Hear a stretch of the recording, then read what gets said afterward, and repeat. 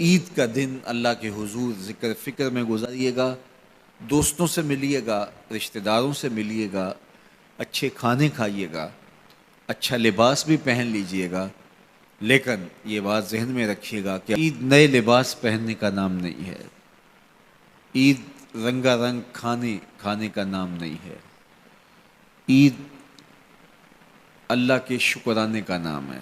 یہ بات ذہن میں رکھیے گا کہ اپنے رب سے کبھی بھی غافل نہیں ہونا۔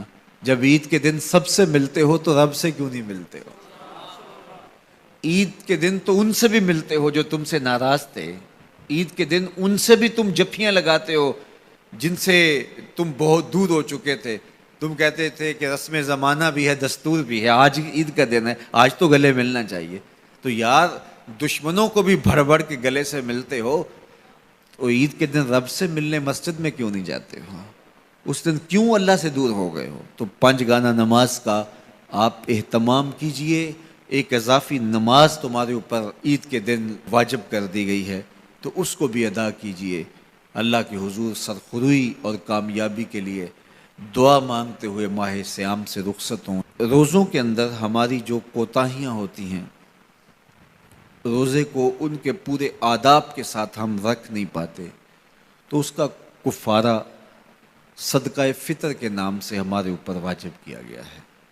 ہر وہ شخص جو مال نصاب کا مالک ہے اور اس پر سال گزرنا شرط بھی نہیں ہے، تو اس پر صدقہ فطر واجب ہوتا ہے، اور صدقہ فطر کے ذریعے سے ہم غریب لوگوں کو عید کی خوشیوں میں شامل کرتے ہیں۔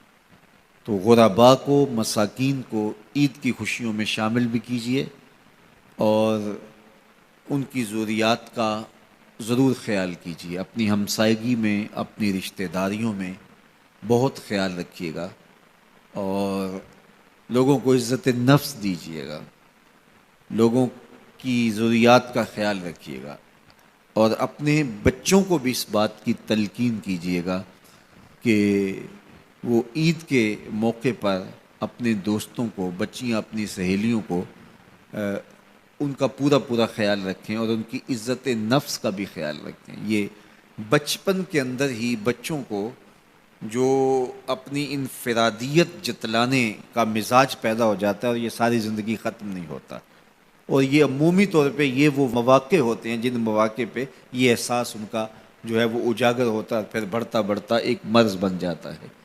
اس لیے بچوں کو بچپن کے اندر ہی دوسروں کا احساس سکھائیے، نہ کہ ان کے اندر احساس تفاخر پیدا ہو۔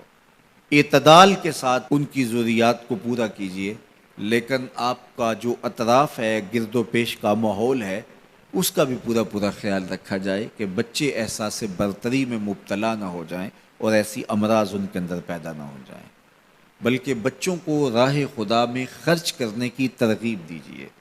بچوں کو جب آپ سکول جاتے ہوئے خرچی دیتے ہیں یا ایسے مواقع پر، تو ان کو ساتھ یہ بھی کہہ دیجئے کہ آپ اپنی ہم جولیوں کا اور اپنے دوستوں کا ضرور خیال رکھنا ہے، اور ان کو ان خوشیوں میں ساتھ شامل کرنا ہے۔ ان کو دینے کی عادت پڑے بچپن کے اندر، اور جو بچپن میں دینا شروع کر دیتے ہیں وہ بڑھاپے تک بانٹتے رہتے ہیں، اور جو بانٹتا رہتا ہے اللہ اس کو کمی نہیں آنے دیتا۔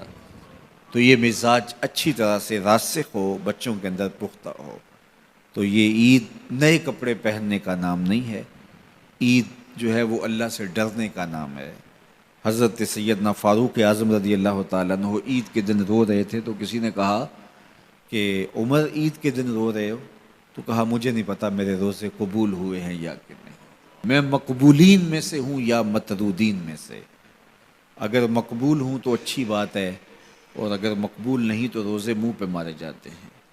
تو اس لیے عید کا موقع ہمارے لیے ایک بہت بڑا امتحان بھی ہے، اور عید کا موقع ایک اعتبار سے بہت بڑی خوشی بھی ہے کہ اللہ تعالیٰ نے ہمیں توفیق نصیب کی کہ ہمیں 29 یا 30 روزے نصیب کیے۔ روزے 30 ہوں یا 29 ہوں، یہ بات ذہن میں رکھیں، اللہ ثواب پورے 30 کا ہی عطا کرتا ہے۔ جو پاکستان میں اس وقت چاند کی صورت حال ہے تو غالب امکان یہی ہے کہ آج آخری روزہ ہوگا اور کل عید ہوگی، لیکن یہ رویت حلال کمیٹی کے اعلان پر منحصر ہے۔